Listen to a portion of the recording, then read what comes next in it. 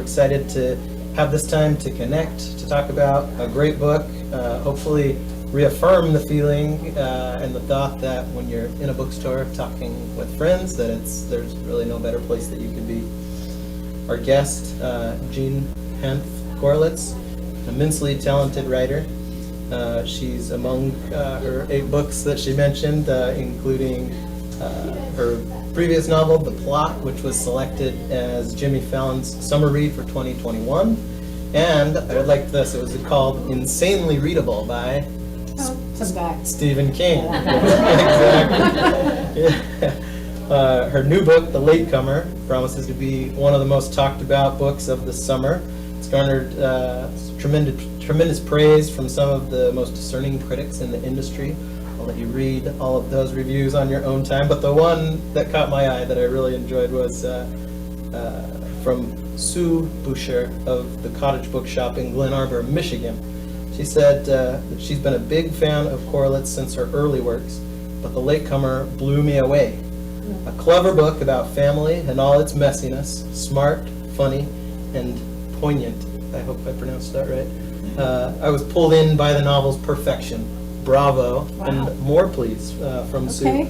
Unlike Sue, this was the first of Korelitz's books that I've read, though I've already got my eye on a few from the backlist. They're over at the register. You have my permission to skip the first one. Skip the first one? Okay. Nobody has to read that. That's fine. We're recording this, though. So we can edit it later. Yeah, good advice. But yeah, so with The Latecomer, even though it was the first book that I've read of yours, within the first 10 pages, I was completely drawn in. I stayed up late several evenings trying to finish it, just trying to hear more of the story of the Oppenheimer family. And it was really, it hooked me from the beginning. Like the best novels, The Latecomer will take you to places that you might not otherwise go, including the halls of Cornell University, a summer house in Martha's Vineyard, a Mormon religious festival called the Hill Cumorah Pageant in upstate New York, and inside, we've all been there, right? Inside a dubious conservative think tank also. So bump this book to the top of your list, get a copy for your friends, your neighbors. The reason that you'll love The Latecomer, among other reasons, it'll bring you a few hundred pages of brilliance, inspiration, and hope in a dark time. There's a particular figure in this book who helps people work on solving their problems, even though she has her own problems. But inevitably, it'll make you think, like it did for me, of the special people in your life who really make all the difference. Oh my gosh, thank you so much. Wow, there's so much to say, but I know that we all want to hear from you. No, you can just keep going. Thanks for joining us, and we're excited to hear from you. So I guess I'll do, first of all, I have never read from this book in front of other people, so you're all my canaries down the mine. It's okay. I thought maybe what I'd do was I would read you the prologue, which you don't need to know anything to hear the prologue, and then I'll tell you a little bit about how this book happened, and then I will read a slightly longer, but not too long, like maybe 20-minute excerpt. And then if there's anything that you want to ask, I'm here. So, the prologue, and you don't know anything before you read this. The Oppenheimer triplets, who were thought of by not a single person who knew them as the Oppenheimer triplets, had been in full flight from one another as far back as their ancestral petri dish. Not one of the three, Harrison, the smart one, Lewin, the weird one, or Sally, the girl, had a speck of genuine affection for either of the others, or had ever once thought of a sister or a brother with anything resembling a sibling bond, let alone as counterparts in a tender and eternal family relationship. And this despite the years of all-consuming effort from at least one of their parents, to say nothing of the staggering advantages they had enjoyed, beginning with the not inconsiderable price tag of their making. No, a lingering discontent overhung each of those three, and had, since they were old enough to glean, their shared origin story, judge their parents, and basically make up their minds about the other two.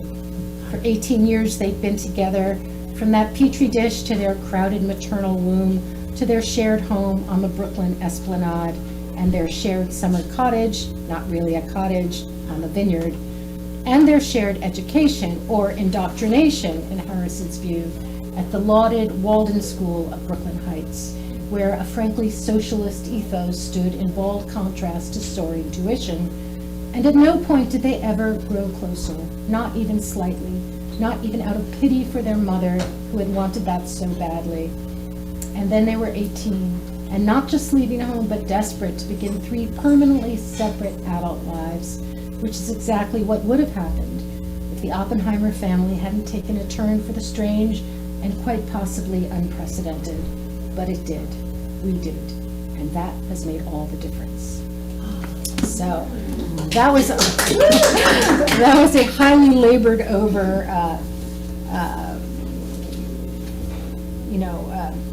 foreword, because most books today don't even have a foreword, but for some reason I felt compelled to have one. I think because I knew that what I was asking people to enter here was not just a big book, which people don't like, and I understand that, but a book with 6 protagonists, which is 5 more protagonists than I usually write.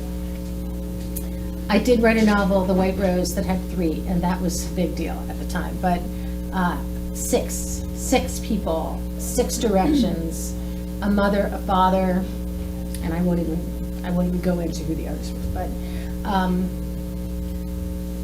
that may be one of the reasons why this book went so wrong before it went so right. How wrong did it go? Well, I can tell you how wrong it went. When my last novel, my 6th novel came out, it was called The Devil in Webster, and nobody read it. And nobody read it largely because my editor had just left the publishing company, which is something that happens a lot. They call it being orphaned, having your book be orphaned. But I did have this big HBO show in the works, and I naively assumed that the publisher that I was still with would put some oomph behind my new novel, and they did not. So when I started to write this book, I had an obligation to submit it first to that publisher, and I did, and they rejected it. And this is this book. They rejected it, and the message that came back to me via my agent was not even close. That was the message that I got from my publisher. So that felt good, as you can imagine. And I remember saying to my husband, I have this big HBO show coming out, not even close. That is how much they hated this book. Then we took the book to my editor who had left. We took it to her at her new place, and she also rejected it, but much more nicely. She didn't say not even close, even though I think it was not even close at that time. She said, it's going to be great, and I'm going to publish it, but you have to write it again. So I did. This is now the fall of 2019.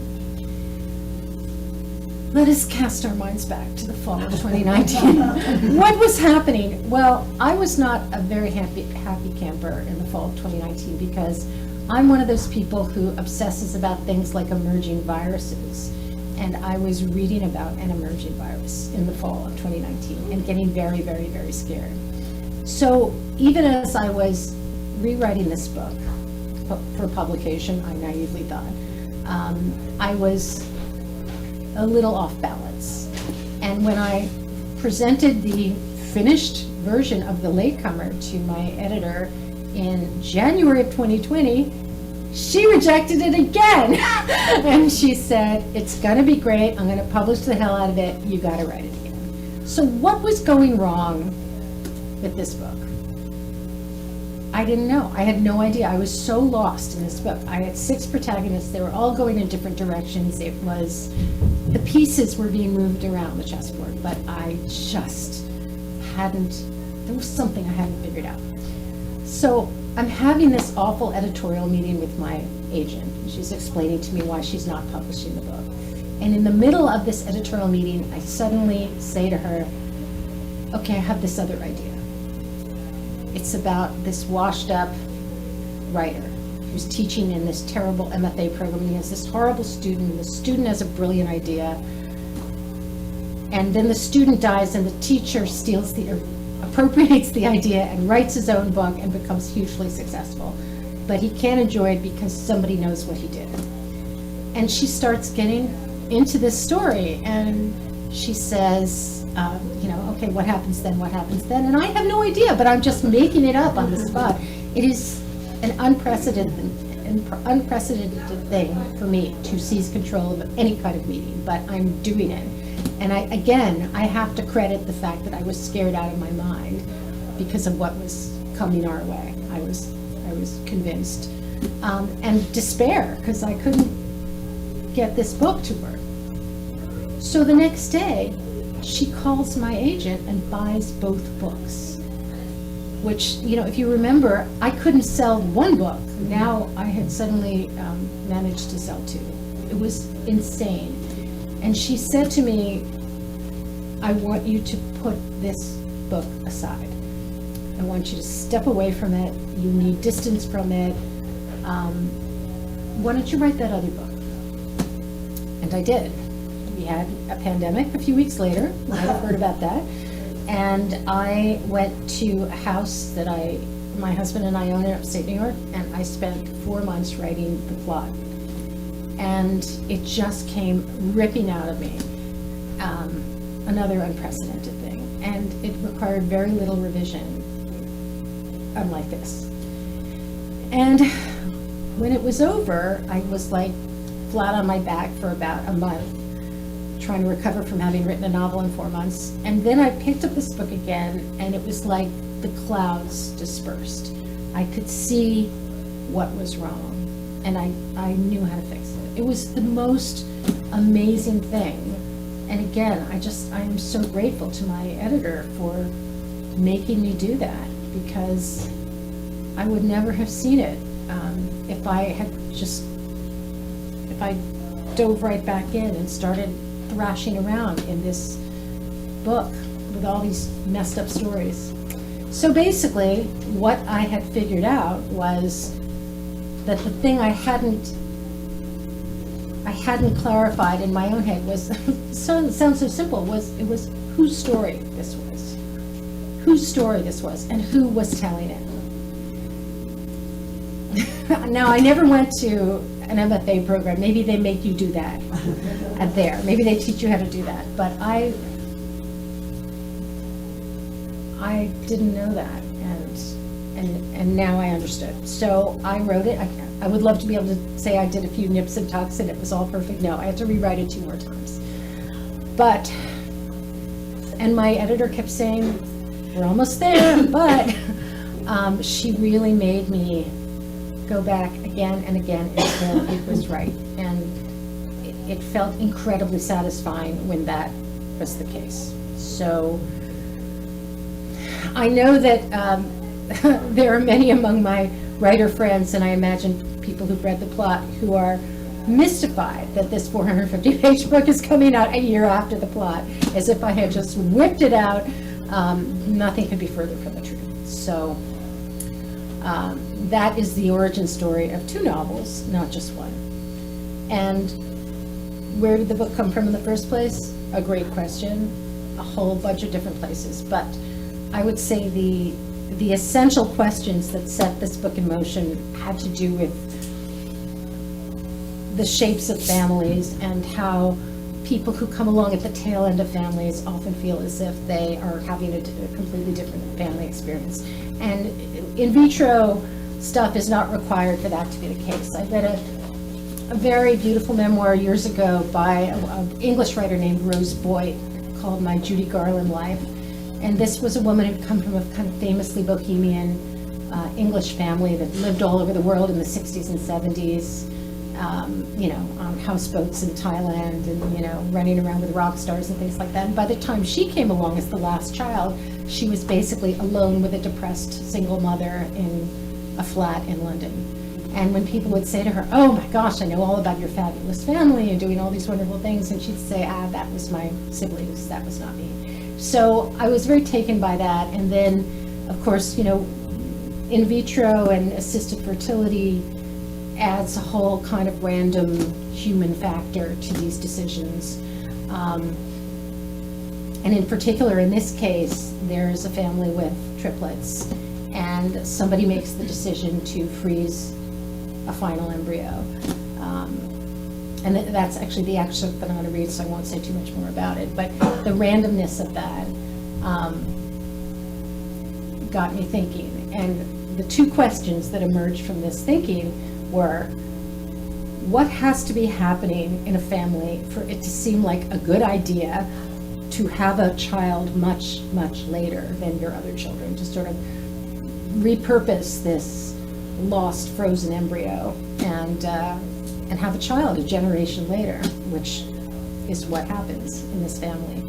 And what's it going to be like for that kid when they realize that they have missed their family, that they are just randomly left behind? So those were the two big questions. And then everything but the sink being the ice cream flavor that is most appropriate to this book. I mean, in this book, art, antiques, right-wing politics, Jewish history, Mormon history, and hoarders, because every book needs hoarders. And just all of the stuff that I'm into and get a kick out of, and there's just too much. It's a crazy book. All right. So I'm going to read a slightly longer chapter. Again, you guys are the first people I'm reading this to, so forgive me if it doesn't work. But I think it'll take about 20 minutes. Okay. This is a chapter called Fertility and Its Discontents. And one fun thing that I did is that all of the chapters have little subtitles. I think that goes back to my academic, if I had been an academic, I would have been an 18th century person, because I love 18th century fiction. So the little subtitle of this one is, "In which a rosary is said for the Oppenheimers with remarkable results." Our mother also had a job, though not, of course, for the money. She worked 3 days a week as a program director for the American Society of Magazine Editors, a position made available to her through the intervention of Wurtemberg's legal counsel, whose sister was executive assistant to ASME's director. The actual job application and hiring had consisted of a lunch at Smith and Walensky, at which she'd been so afraid to order anything off that expensive menu that she'd ended up with an onion soup and a waiter who looked at her with open hostility. After that, she was basically handed the annual internship program and told that she was in charge. Johanna liked reading the application essays of students from the Midwestern state schools who seemed starstruck by the prospect of interning at Progressive Grocer or Scientific American, and the Ivy League girls, women, who she suspected would drop out of the program if they didn't get assigned to Vogue, Mademoiselle, or Glamour. They were only a few years younger than she was. They were all so focused. In fact, they made her wonder if the rest of her generation wasn't rushing past her into some promised post-coeducation future she hadn't been told about. In June, when the young people arrived in New York for their orientation, she was the one to greet them in the lobby of their NYU dormitory, offering ASME t-shirts and maps of the city with the restaurant for their welcome dinner circled in red. Waiting for them at her little table, handing them their keys, she watched them approach, already in their professional summer in New York City clothes, and felt the force of their ambition. The only thing she wanted as much as these college students wanted to work in magazines was to be pregnant. Then, during her second ASME summer, not one but two young interns, 17 and Reader's Digest, came weeping to her with unexpected and very unwanted pregnancies. And Johanna Oppenheimer walked directly into the office of the sister of Wurtemberg's legal counsel and quit. After that, fertility and its discontents would be her only employment. how she came to despise the use of the word journey to describe this grating, grueling, sometimes boring, always excruciating business of trying and failing to become pregnant. It was not supposed to be a thing at all. It was supposed to just happen in the way it had always happened, something along the lines of open legs, insert penis, bring forth offspring. That was how it had worked for her sister, and even for the thoroughly unremarkable person her brother Bobby had finally married and impregnated, though not, as it happened, in that order. But not for Johanna and Salo Oppenheimer. For the first year, Salo wasn't even aware of the fact that his wife was actively trying to become pregnant, and she somehow persuaded herself that this made it not count as a year of failure. Then, one afternoon, she asked him, as if the notion had just occurred to her, whether the two of them were not ready for the next step. And he had said, next step to where? It wasn't that he was holding back. He wasn't holding back. He wasn't even afraid. It was just that the idea of it, of a pregnancy that might in due course turn into a baby and then into a child or a person, was so utterly beyond his ken that he could not immediately understand what she was talking about. He was so not there with her and her longing, so not bitterly disappointed each month when it didn't happen. He wasn't a step behind, vaguely believing that it would all work out eventually. It wasn't an acknowledged issue between them, something he'd made his feelings clear about and asked her to concede to. No, it simply wasn't there at all. It was as if the entire notion of procreation would have to be fully reinvented for the sole edification of Salo Oppenheimer. If she could have moved ahead without his help or even knowledge, she'd have done it in an instant. But the first thing you gave up when you dragged yourself finally to the famous infertility doctor you've read about in New York Magazine was the privilege of keeping a secret from your husband. We'll see you and your partner on the 8th at 11 a.m., said the receptionist for the famous infertility doctor. She would have to tell him. What do you mean infertile? Had been Salo's first reaction. I don't know, I'm just concerned. I'd like to get checked out, both of us to get checked out. But we haven't even been trying to get pregnant, Salo said. He looked more mystified than anything. This gave her hope. I'd like to try. I think we're ready. He was only 27. She was only 24. I'm not ready, said Salo. Johanna canceled the appointment and went back to not telling her husband that she wasn't doing a single thing to not get pregnant. Another 2 years passed. She became increasingly, privately, intractably frantic. Bobby and Christina are pregnant again, she told him one morning as he was looking through his briefcase for some elusive bit of paper. Oh, said Salo. There it is. I picked it up off my desk, but I couldn't remember what I did with it. Are you still not ready? Because I am ready for you to be ready. Ready for what? He actually said. He was snapping the latches of the briefcase. To have children, Salo. I would like to. I think we would be such wonderful parents. This was not precisely true. She was full of apprehension when she thought about him as a parent. Well, sure, but why is this so important right now? He said. Why? Because each individual cell in her body was howling at her every day, all day, incessantly, because she walked through their house on the esplanade, imagining children into the empty bedrooms, because even their dog, a standoffish dachshund named Jürgen, seemed to understand that he was only a placeholder for something vastly more significant that might at any moment replace him. I'm concerned that something is wrong. Nothing is wrong. We're not even trying to get pregnant. 3 years was a long time. She had different priorities now. I thought it would take a while, so I went off the pill, she said. Salo frowned. And when was that? That, said Johanna, doing a rapid calculation in which she omitted the first year of unilaterally not trying to not get pregnant, was 2 years ago. After a long moment, he said, I see. So this time they made it to the famous infertility doctor, Lawrence Pritchard of Fifth Avenue and Lenox Hill. And Georgia Capon, Salo would later joke, courtesy of me. We'll see you and your partner on the 14th at 4 p.m., said the receptionist. Dr. Pritchard's office was papered with photographs of infants, smiling and drooling infants, infants in color and black and white. Johanna shielded her eyes against the glare of these children as she went inside. She took a seat on the leather banquette, eyed the vat of pink ranunculi, I should really learn how to pronounce that, they're my favorite flower, pink ranunculi, and began filling out forms on the clipboard.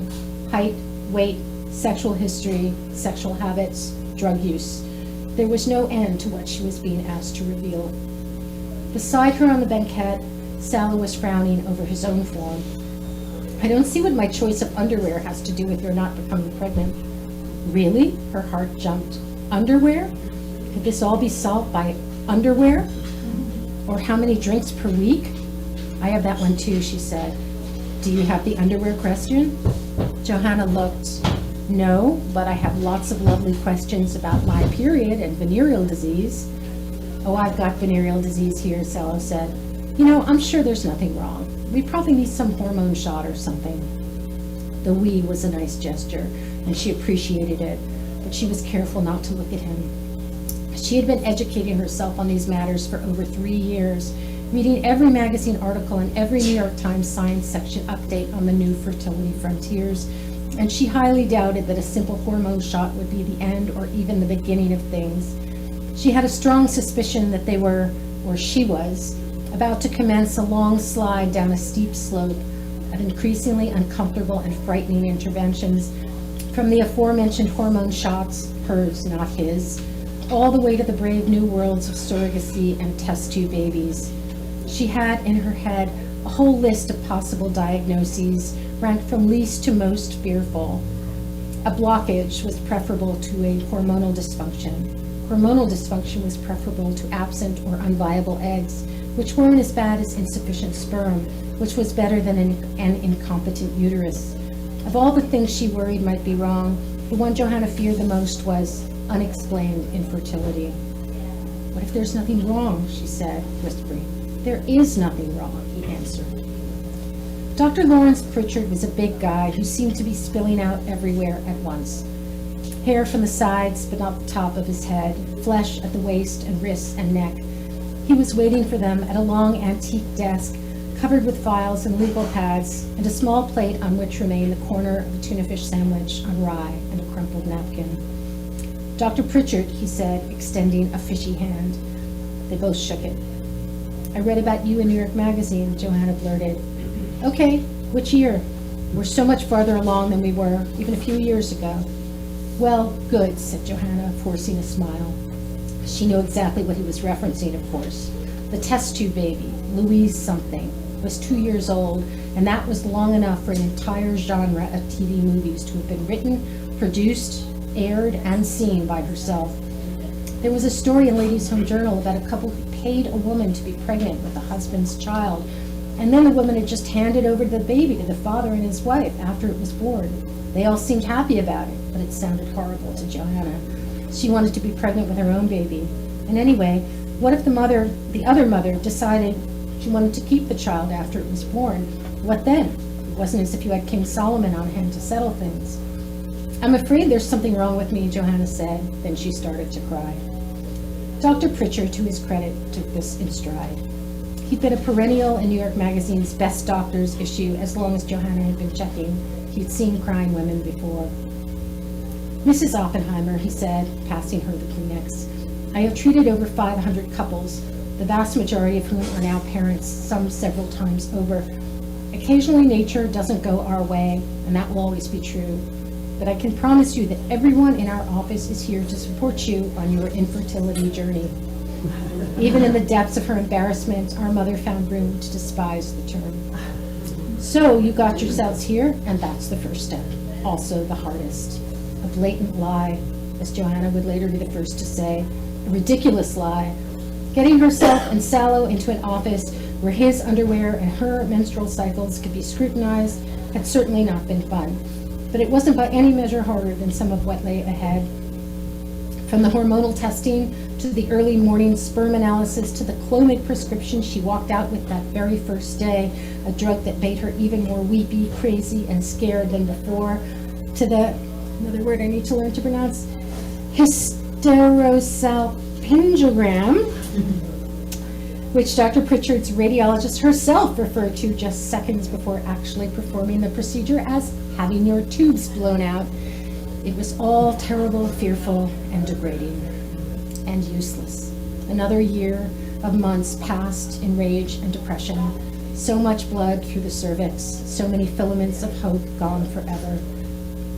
It was with these first official steps of her infertility journey that Johanna felt the strong embrace of her husband's money for the first time.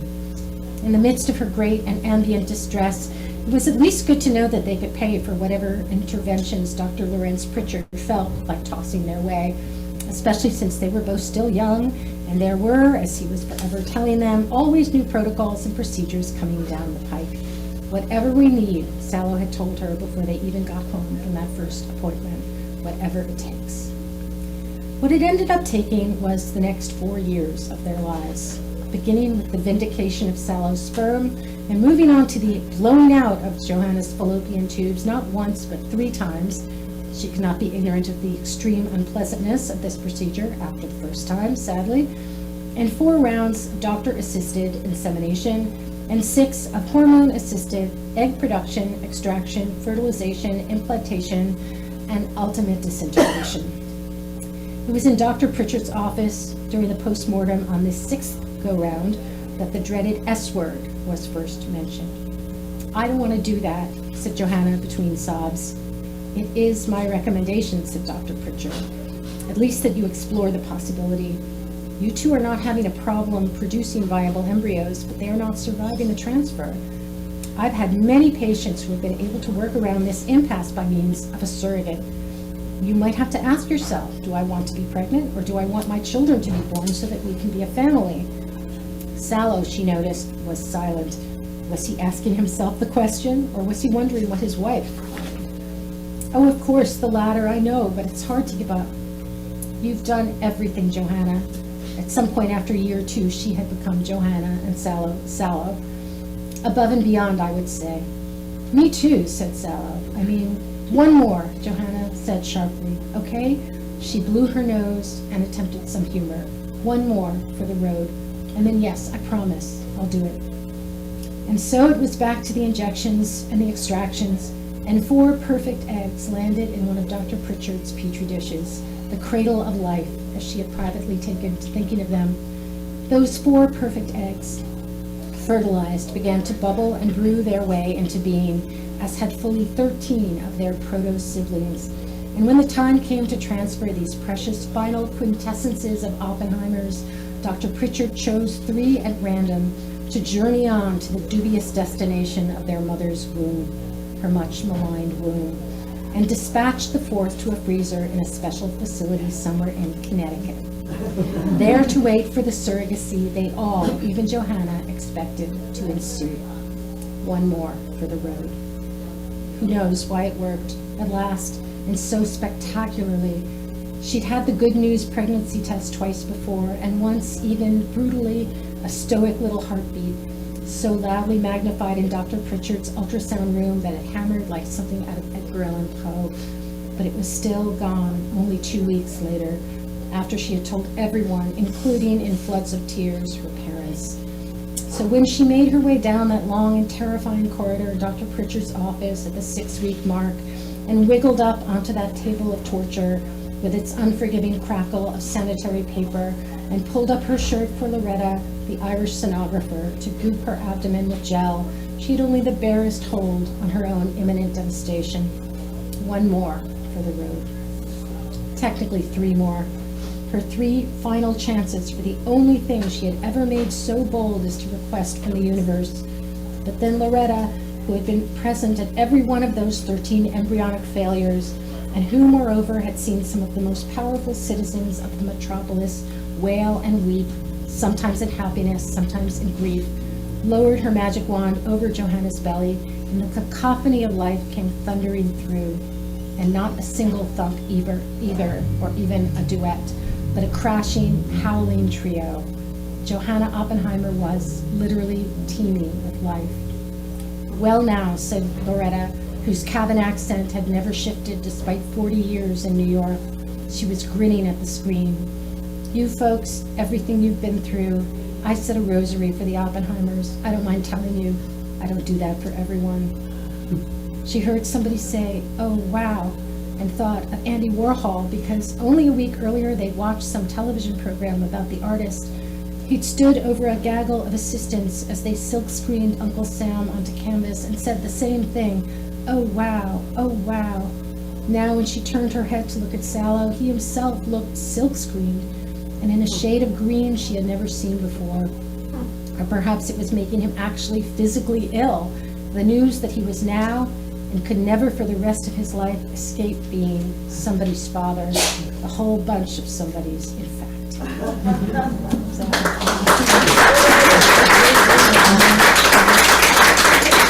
I should say that even after 35 years of marriage to an Irish person, I still can't do an Irish accent. So that was a very New York sounding Irish nurse. You feel ready to take some questions? Sure, from sure. the audience? Can I just say, we just love the writing. Oh, thank you. Thanks. Did I get all the medicine stuff right? I better have because I had it I better. can help you with hysterosal. Say it again? Salpingogram? Salpingogram? Yeah, hysterosalpingogram. Hysterosalpingogram with a soft G. Well, you could be with a salpingogram. Yeah, but, I had it. I should know how to pronounce it. yeah. So, it's, I had it. It was not pleasant. Yeah. Yeah. and the ranunculi are those little plants with a kind of a. They're like roses, but they're kind of, I just love them. They're my favorite flower. But hard to, I should have put daisies in. I mean, I should have been thinking ahead to the day that I might read that aloud. Anyway, Challenges. but even as I read that, I see things I want to change, so it's, yeah. Very well done. Oh, thank you. So how am I doing? Have I convinced you yet? Oh, absolutely. All right, good. Absolutely. That's awesome, yeah. All right. I have a question. I thought about, and it's about voice. I thought I heard of the word hour, and so I was wondering who is telling the story. Well, I'm not going to ruin that for you because that is, who is telling the story is quite the big reveal. So, Oh, yeah, it's really got me. yeah, I mean, everything had to be changed when I realized who was telling the story. So, I believe that. It's a I plural. will say, It's a plural, right? I'm not going to answer that. I had a wonderful, if any of you are, I mean, I know I shouldn't be saying this in the middle of a bookstore, but if any of you are audiobook people, this book is so brilliantly read. And I had a long conversation with the woman who read it for the audiobook about this particular challenge of narrating a book when the identity of the narrator is not clear for much of the book. And there is a moment when the whole thing turns around,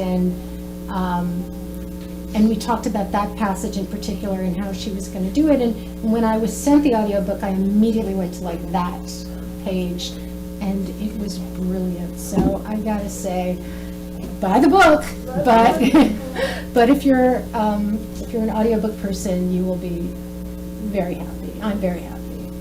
I have not always been happy with the audiobooks, but I'm very happy with this one. Sorry, do you sell the audiobook here? No, you probably don't. We do not, Libro FM, no. If you're gonna get the audiobook, get it from Libro FM. What she said, I don't know what that means, but. That's Yeah. good to know. Additional questions? I've got a few questions. You guys can think of some additional items. But, I was interested, just getting ready for the event, I was looking at some of the previous interviews.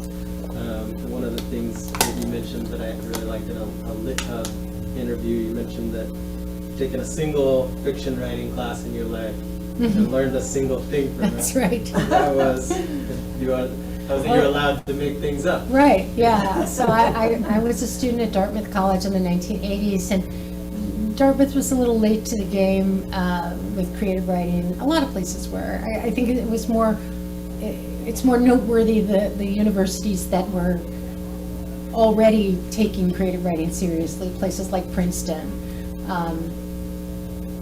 But Dartmouth had like a part-time person coming in to teach. And I think this is a person who just wrote, who was not, never published anything. So I wrote a story in her class, and that's actually the last short story I wrote back in 1982. And there was a character. She kept saying, "What is this character doing here? He doesn't do anything. It's just there, it's just standing there." And I said, "Yeah, but he was really there in the event that inspired the story." And she said, "I don't care. Why does that matter? I mean, this is your story." And I was like, "Oh my gosh, that's just amazing! What a thing, yeah." You can make things up. It was the most incredible thing. I've never really written autobiographically. That story may have been the last time I ever took something from my life and tried to make fiction out of it. And it was an incredible revelation. So hats off to that woman whose name I don't even remember. Thank you for teaching me that. That's an excellent lesson. I got one more, and then we'll right. give other people some more time. But in reading The Latecomer, there were several passages where the setting was really interesting, really evocative, unique places where the novel's set, and I really got a sense like I was actually there in these cities. I'm interested. And the Mormon stuff? Well, that was interesting, yeah. But I'm interested specifically, like which locations, whether they're directly related to the book or just places where you write, but which locations inspire your writing? I'm the kind of writer who has a lot of interest in kind of weirdo fascinations, and they just get kind of chucked into the backpack, and then years later they'll come out. For example, many years ago, I was in London, and I was in my hotel room, and I was watching an episode of Antiques Roadshow, the British one, not the American one. And there was the most extraordinary story unfolding on Antiques Roadshow. There was a widow and her son, and they had brought to Antiques Roadshow a big kind of grocery bag of silver that her late husband, his late father, had collected. And as these pieces of silver emerged, the appraiser was freaking out because it was apparently a magnificent collection of 18th century English silver. And the guy is like, "Oh my God, I had never seen this before, and I've heard about this existing, but I never saw it, and this is in a museum." And he started to say, "Your husband was an incredible collector, and he had a great eye." And you'd think this would be a nice thing for people to hear about their deceased family member, but these two were so visibly upset. And it transpired, and this was what emerged from this exchange, that this man had put all of his love and passion and intelligence and money into collecting the silver, an endeavor he had not shared with his family at all. So that just stuck with me. And when I wrote The Latecomer, that man really became sallow, because he leaves his family. He's sort of there but not there, and all of his passion and love go into something else that he keeps apart from his family. So I mean, that's just one example. I did have to fight with my editor a little bit to keep all the Mormon stuff, and my mother, who kept saying, "Nobody wants to read about the Mormons." So I cut and cut and cut, but I couldn't get rid of it in the end. I am so into Mormon history, and one of these triplets, it may or may not surprise you to know, actually tries to become Mormon, which, being Jewish, is not that easy to do. And I won't tell you whether he succeeds or not. But, yeah. Sorry, what was the question? No, that's perfect. Yeah, talking about setting the places. Oh, yeah, So yeah. that's perfect. Well, one of these triplets, the one who goes on something of a religious quest, actually gets lost in the sacred grove. Now, if you don't know what the sacred grove is, that's okay. You'll find out. But, I mean, that did actually happen to me. I did get lost in the sacred grove. So, yeah, that was a kind of personal experience too good not to give to somebody else. That's another question I like to ask people. If there are bits and pieces, like secrets within the book that, maybe someone might not realize it's based on Many. personal experience. Oh, so many. And this wonderful, wonderful review that just came out in the Washington Post, man, that guy got so many of my references. The ones I was clear about and the ones that were just in my head.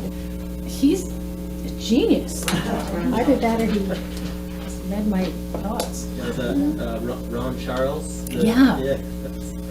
I mean, there's a school there's a college in the novel, which I think I made pretty clear in the acknowledgments, is vaguely based on Deep Springs, which is this very strange but rather amazing tiny school out west where they have like 20 students and they farm the school and then they discuss Plato and Aristotle, and they do all the work for the school, and I went from there. But there was a character that had a kind of, a real identity in my head. I never breathed it, but he knew it. It's just crazy. So yeah, there's such a hard book to talk about. Yeah. It makes it sound like everything but the same, is in there. But, sorry, did you? Are you reading like all the time? You said you love the written word, and you just like read and just write, and like do you talk into your phone or do you put it in notes? Oh, I see what you're saying. Well, there are two questions there. There's a reading question, there's a writing question. I am reading constantly. Driving up here today, I'm listening to the Lincoln Highway, which is terrific. The minute it's done, there will be another audiobook. I mean, I've gotten so quick that there's like a 1 minute lag time between one book, and it's like lighting cigarettes off each other. And then I always have a book going, a physical book. So. But actually, the answer to the other part of the question is no, not at all, because I have these big gaps between books, and they're necessary. It's like letting the field rest.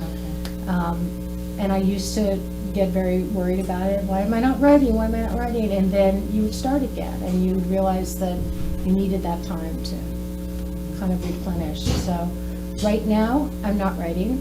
I mean, writing two back-to-back, and not even back-to-back, but tripping over each other, big novels in 5 years was exhausting. But I will be starting soon.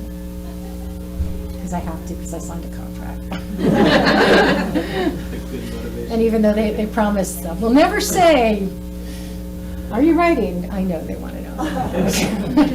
Do you read while you're writing? Because I've Yeah, listened to I other do. authors and say they I can't. do. I know they do, Because but they're I- afraid they're gonna, No, I mean, look, if we get to this point, yeah, and we're worried that if we Yeah. read a Hemingway novel, we're going to start writing like Hemingway, yeah.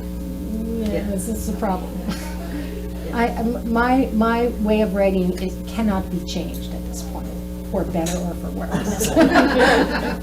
Yeah. Do you write in the morning, like, are you disciplined? When When I was disciplined, writing the obviously. plot, I wrote every day, all day. But that was a special situation because we were in the first months of the pandemic. You know how scared I was, Yeah. because we had this conversation. I literally wrote a lot of the plot under the covers. I mean, so I did stop at nights and watch TV. Yeah. Yeah. I have no process. Process is first of all, it's a recent thing. Nobody ever asked us about process until like 10 years ago. And then we were supposed to know what it was. We don't know what it is.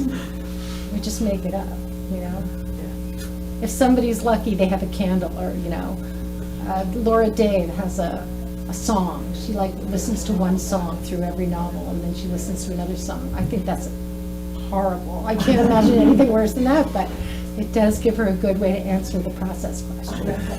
But I have no process.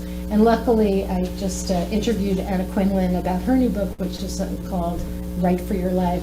And she says the only process that matters is the one where the words get on the page. That's it.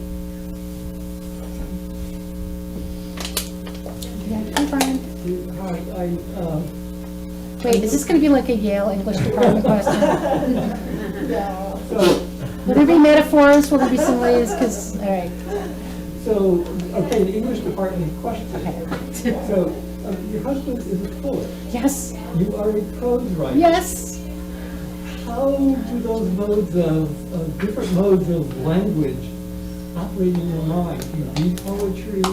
Oh, Do you, well, the answer is his poetry is not relevant to the way I write, but my former writing of poetry.